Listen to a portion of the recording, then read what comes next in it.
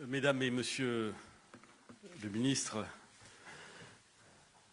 Monsieur le Président de l'Assemblée nationale, Monsieur le Président du Conseil régional de Bretagne,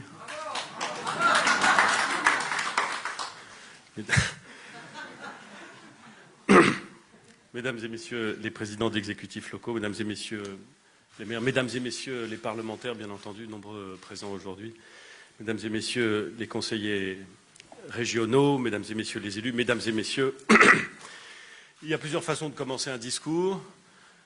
On peut parfois commencer par une belle référence littéraire. Il arrive aussi qu'on commence par un beau lapsus. Ce matin, j'ai plutôt fait dans le lapsus, donc je vais me concentrer ici sur la référence littéraire. Enfin, je vais essayer.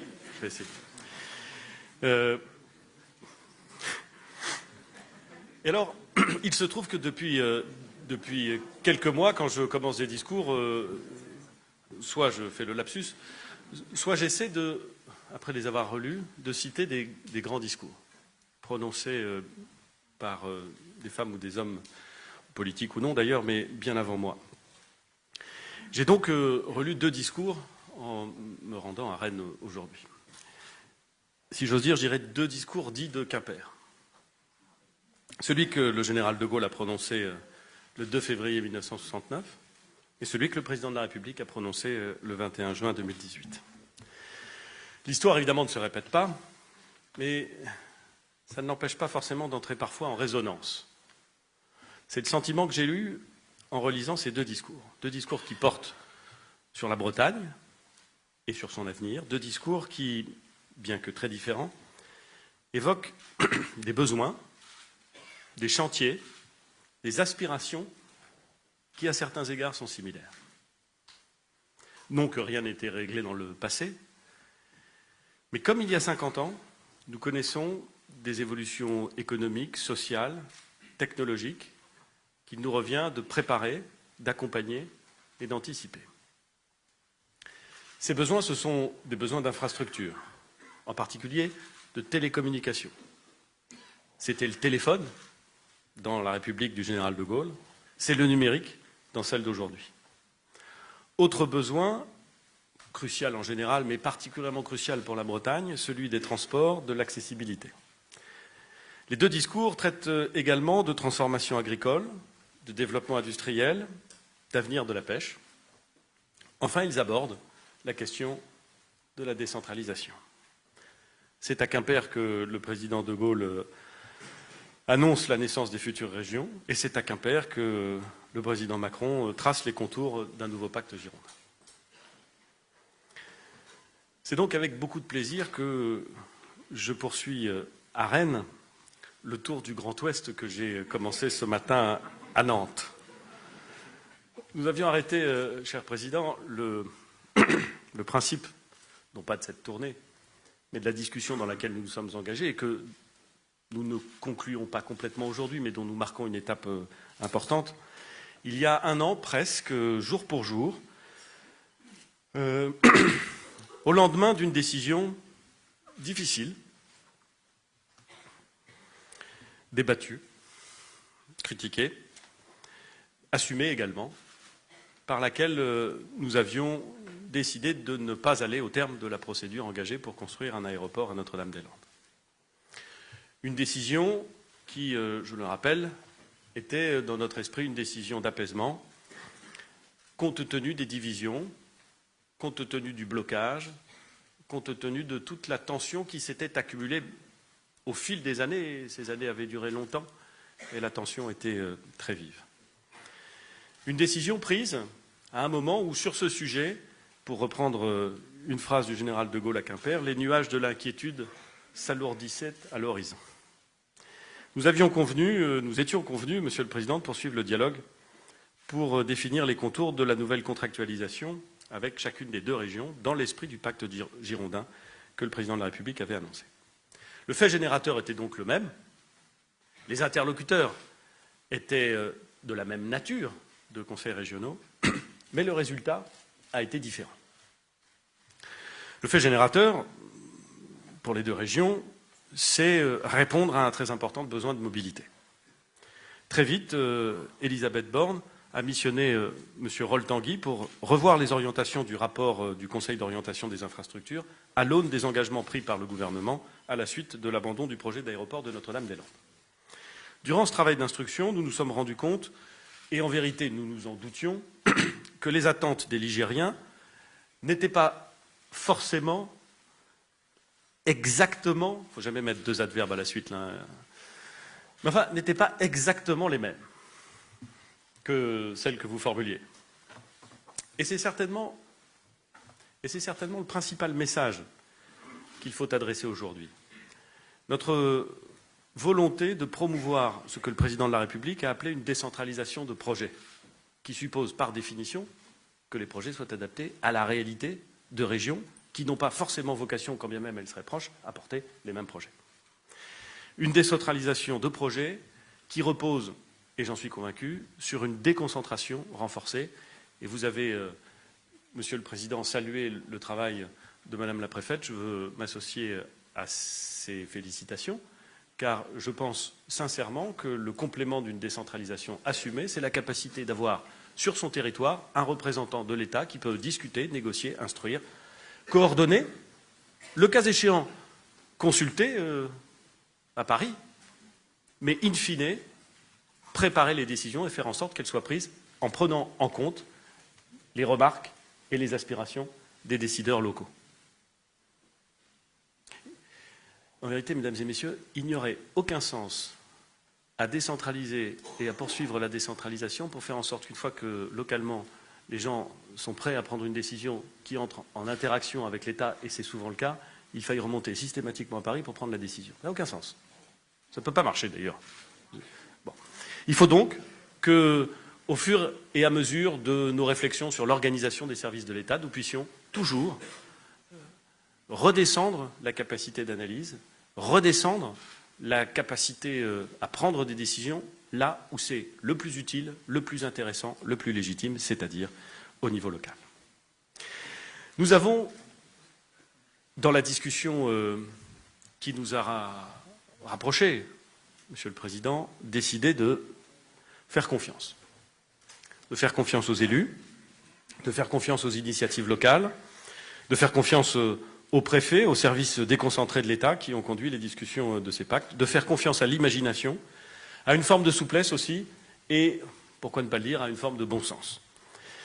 Pour construire avec vous une réponse qui soit totalement adaptée à la Bretagne, en n'hésitant pas parfois à pousser un peu les murs du droit commun pour expérimenter en avant-première cette notion de différenciation que nous appelons de nos vœux dans la révision constitutionnelle. Mais me direz-vous, pourquoi avoir fait de la Bretagne ce laboratoire de l'action publique? Alors, il ne s'agit pas, je préfère le dire, de demander aux Bretons d'essuyer les plâtres d'une réforme, bien au contraire. Si cette expérience est aujourd'hui possible, c'est en grande partie pour 4 raisons. D'abord parce que vous étiez candidat. Les élus bretons expriment depuis longtemps leur volonté, une volonté assez ferme, toute bretonne, si j'ose dire, c'est un Normand qui vous parle, de prendre leur destin en main. Alors, de l'eau a coulé sous les ponts depuis la fin de la guerre folle et le traité du Verger. On peut donc appréhender ces questions de manière un peu plus décrispée que durant la construction de l'État central.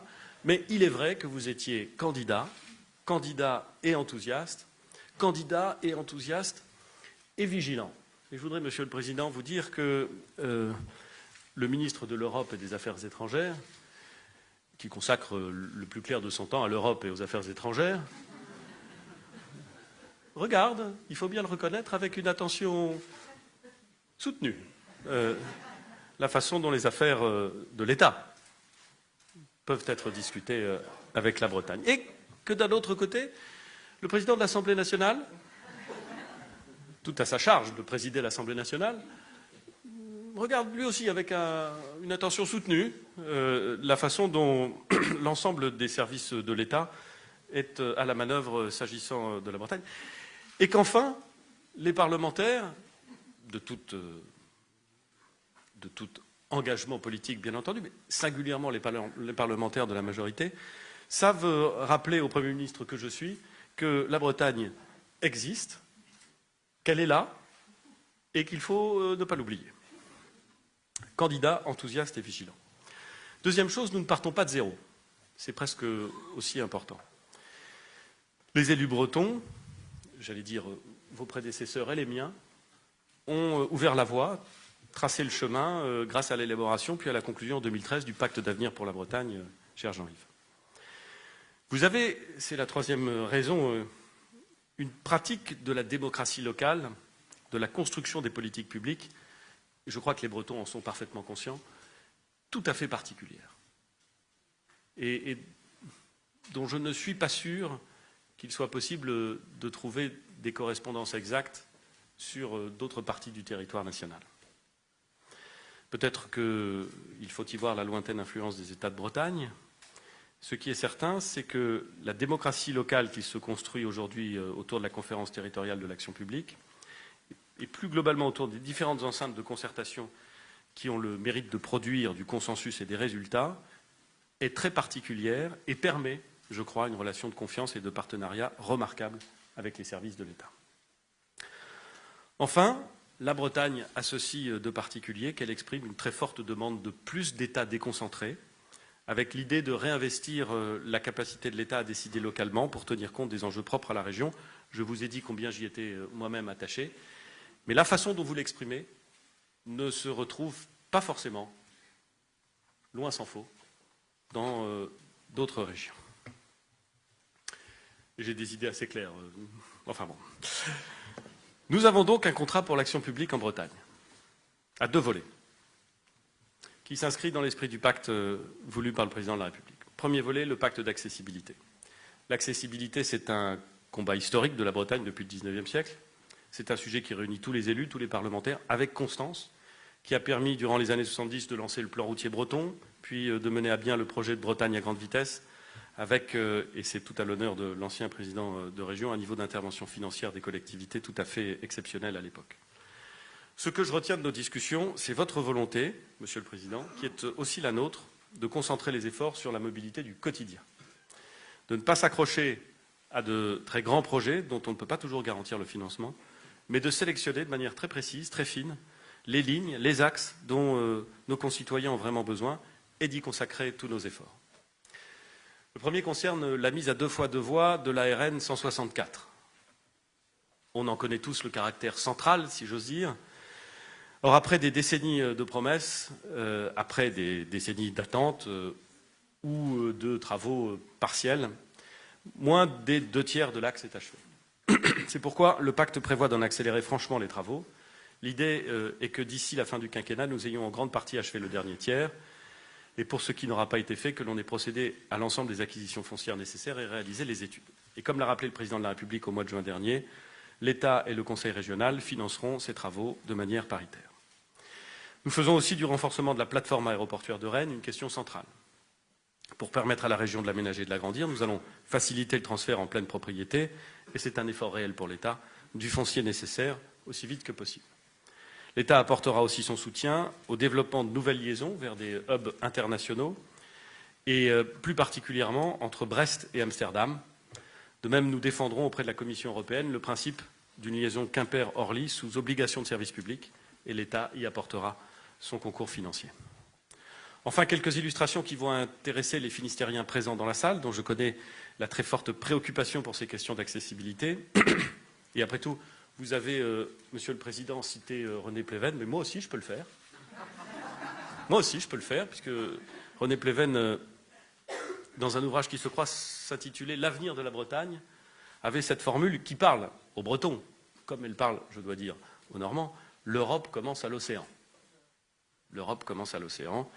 Eh bien, croyez-moi, le Président de l'Assemblée nationale me le rappelle. Ce à quoi on pourrait rajouter, elle commence peut-être à l'océan, elle commence sans doute à l'océan, mais enfin, elle ne s'arrête pas là. D'où la nécessité d'aller jusqu'à l'océan, et bien de l'amarrer au reste du continent.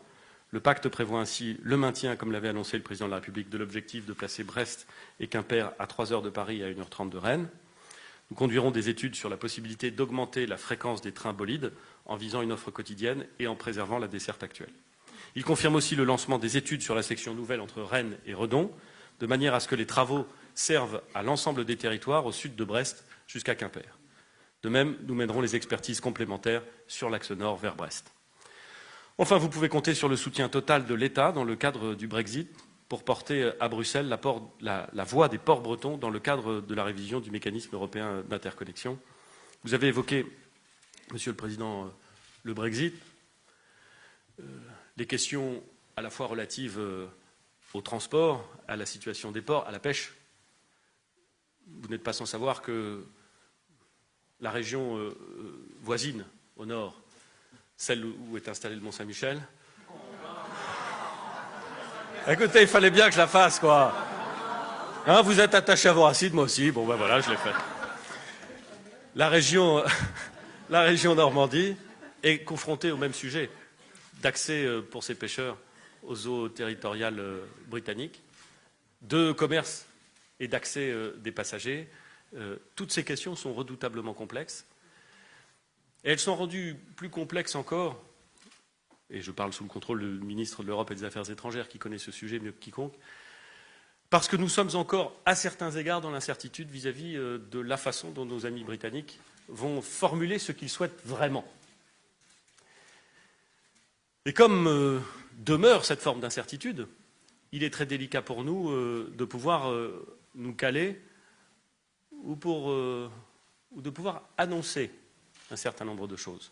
Mais je voudrais le dire ici très publiquement. Nous n'avons pas attendu et nous n'attendons pas que la lumière soit enfin faite sur les intentions britanniques pour travailler et préparer dans tous les domaines l'hypothèse de moins en moins improbable, comme les diplomates le disent, d'un Brexit sans accord. Et c'est particulièrement vrai sur la question de la pêche, c'est vrai dans bien d'autres domaines. Nous avons d'ores et déjà passé en Conseil des ministres 5 ordonnances sur le fondement d'une loi d'habilitation qui avait été votée par le Parlement, qui nous permet de compléter l'ensemble des dispositifs légaux nécessaires pour faire face à une hypothèse d'un Brexit sans accord.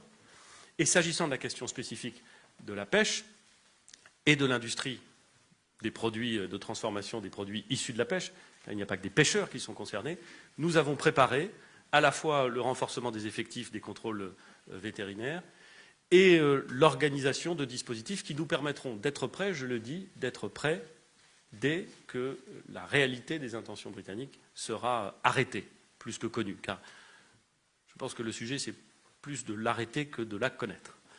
Je le dis en termes généraux, parce que je ne veux pas rentrer dans le détail, mais je le dis également en termes très clairs que cette question est travaillée, est préparée et que nous serons prêts. Deuxième volet du pacte, le volet laboratoire de l'action publique. Le contrat que nous allons signer, Monsieur le Président, avec Madame la Préfète, c'est au fond la préfiguration de ce que pourrait apporter la différenciation que nous avons inscrite dans le projet de réforme de la Constitution. Son but, au fond, est simple, adapter l'action publique, la nôtre, la vôtre, aux besoins locaux. La simplifier aussi en réduisant le nombre d'interlocuteurs. Je ne vais pas détailler ici toutes les mesures du contrat, mais je voudrais en prendre quelques illustrations qui me semblent extrêmement éloquentes. Vous exercez depuis 2016 une délégation de compétences dans le domaine du livre et du cinéma qui a porté ses fruits et qui va être étendue à l'éducation artistique. Ainsi, nous dessinons ensemble les contours d'un nouveau lien entre culture et territoire, plus à l'écoute des projets, plus proche des citoyens.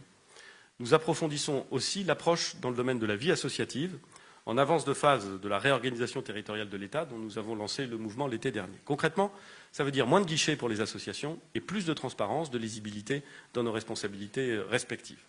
Dernière illustration, nous allons confier à la région la gestion du volet régional du programme national en matière d'alimentation et de lutte contre le gaspillage alimentaire. Nous vous faisons confiance pour gérer au mieux ce programme, parce que vous êtes probablement au meilleur niveau pour le gérer de façon efficace. Autre exemple de cette approche, miser sur ce qui marche. Nous allons capitaliser sur votre expérience réussie d'une BRESCOP, sur des politiques aussi essentielles que la gestion de l'eau, le renforcement de la biodiversité ou la construction de politiques régionales énergétiques. Nous devons agir de manière complémentaire et coordonnée. Concrètement, cela veut dire se mettre d'accord sur une gouvernance partagée. C'est ce que nous allons faire dans le cadre du Parlement de l'eau, des dispositifs d'intervention financière complémentaires, des dispositifs d'observation partagée, le tout en bonne intelligence avec les EPCI. Et cela implique de sortir de nos silos respectifs pour travailler de manière totalement complémentaire. Autre point qui m'est particulièrement cher et pour lequel nous allons développer cette logique de différenciation, le domaine maritime. J'en prends 2 exemples. Le premier, c'est l'éolien en mer, dont l'État et la région veulent faire une priorité. Dans ce domaine, la région co-animera les débats publics portant sur les projets d'énergie marine. Elle sera associée à l'élaboration des cahiers des charges des appels d'offres pour les énergies renouvelables. En clair, il n'y aura aucun projet conduit en Bretagne dont nous n'aurons pas fixé ensemble le cadre de mise en œuvre. Deuxième exemple, les ports. Nous nous mettrons d'accord sur les ambitions et les moyens, notamment les moyens humains des services de l'État pour le développement portuaire. J'ai parfaitement conscience que ça peut sembler, à ceux qui ne suivent pas ces questions, assez peu spectaculaire. Je peux vous dire, à l'aune de mon expérience havraise, que ces questions peuvent empoisonner la vie des professionnels et considérablement réduire la capacité de développement de nos places portuaires. Enfin, le contrat énumère les champs d'action dans lesquels nous nous sommes mis d'accord pour expérimenter des modes de mise en œuvre différenciés, plus adaptés aux besoins et savoir-faire locaux. C'est vrai, par exemple, dans la mise en œuvre du plan d'investissement dans les compétences et des politiques d'orientation, de formation professionnelle et d'apprentissage. Nous faisons confiance au quadripartisme régional pour tester toutes les expérimentations possibles pour répondre aux besoins de formation des Bretons.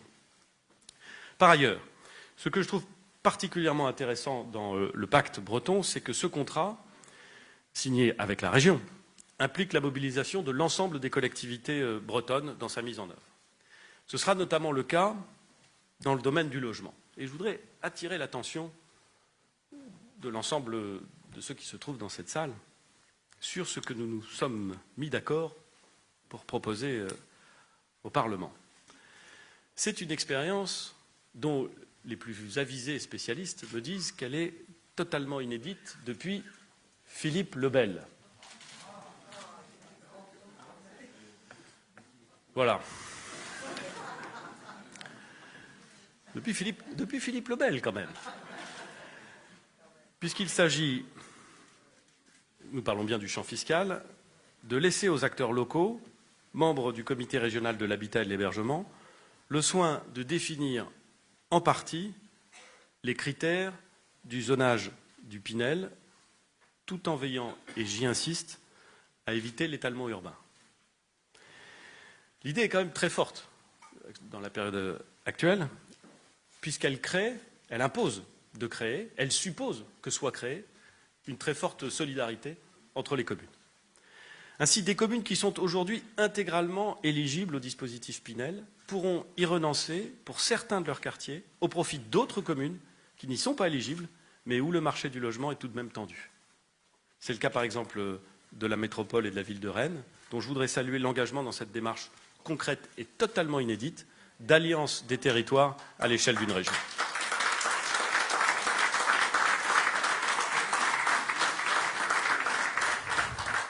Autre illustration avec le développement des langues de Bretagne, j'ai bien compris votre souhait de conforter le modèle de développement des écoles sous contrat bilingue avec l'idée de permettre à ces écoles de bénéficier du versement du forfait communal par les communes.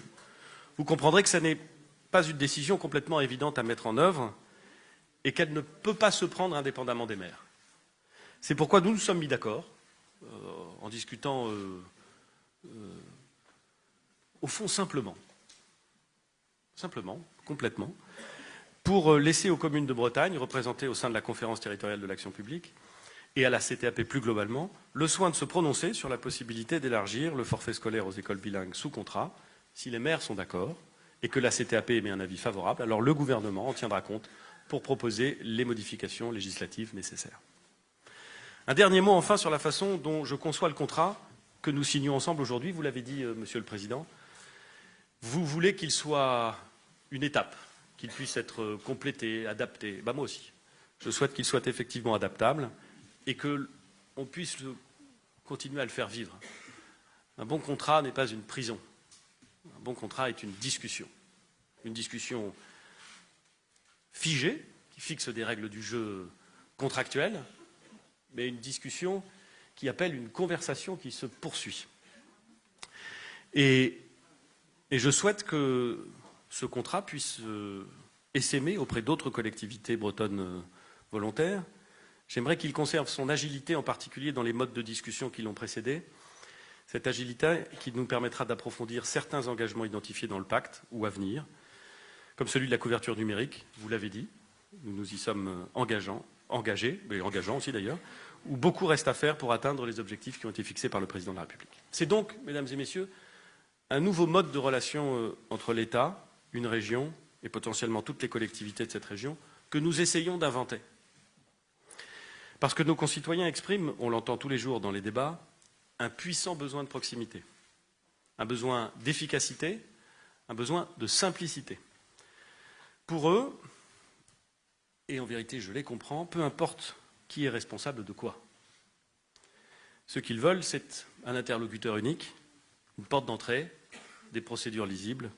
Le reste, au fond, c'est de la tuyauterie administrative. C'est important, ça nous intéresse beaucoup, ça nous regarde, mais ce n'est pas forcément aux Français de supporter le poids de cette complexité. Il fallait donc, Monsieur le Président, Mesdames et Messieurs, une terre de dialogue, une terre de tradition, une terre d'audace, de bon sens et d'innovation pour avancer. Et cette terre, c'est la vôtre, celle de Bretagne, qui, grâce à ce pacte, et toujours pour paraphraser le général de Gaulle, joue un rôle digne d'elle dans l'ensemble français d'aujourd'hui et de demain. Nous allons signer ce pacte, Monsieur le Président. Et ce faisant, il y aura des photos et une image. Et cette image, j'en ai parfaitement conscience, elle ne sera pas spectaculaire. Elle sera très belle, mais elle ne sera pas spectaculaire du tout. Elle sera beaucoup moins spectaculaire que les images que nous voyons depuis longtemps sur nos écrans de télévision. Elle sera moins violente, elle sera moins dynamique peut-être, elle sera moins provocante que les images dont nous nous abreuvons parfois jusqu'à plus soif. Mais cette signature, elle sera importante, à défaut d'être spectaculaire. Elle sera importante car les élus bretons, les parlementaires nationaux, les membres du gouvernement auront essayé, sérieusement, sans faux semblant, de permettre la construction d'un avenir meilleur pour les habitants de la Bretagne. Ils l'auront fait avec le sentiment qu'ils servent les territoires qu'ils représentent, qu'ils servent les populations qu'ils représentent, et en servant ces territoires, en servant la région, en servant le pays, ils font ce qui leur tient à cœur, servir la France. Merci beaucoup.